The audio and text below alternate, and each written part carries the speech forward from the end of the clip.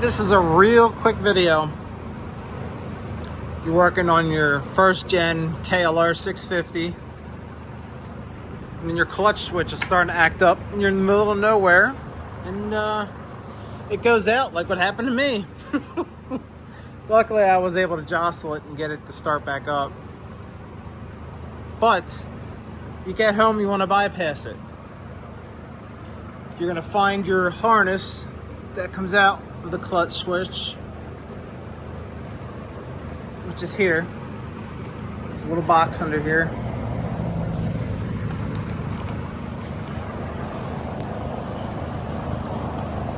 This right here is the clutch switch. You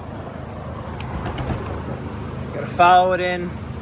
You're gonna have to take your black cover off, which I always put this on wrong.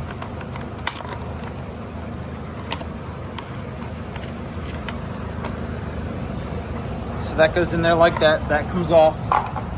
And you're gonna see a row of connectors. And I really don't like this design because they vibrate loose a lot. But on the end is your teal, blue with red trace, black with yellow trace.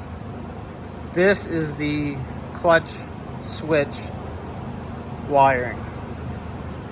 So to effectively bypass the switch, you're going to take the teal wire out. I just snipped it. If you want to be anal, you can go inside here and unpin the connector. I really don't care that much. It's never going to get used again. And you solder together your black with yellow trace and your blue with red trace wires, like that. And that bypasses your clutch safety switch for your Gen 1. That's all you got to do. Hopefully that helps somebody.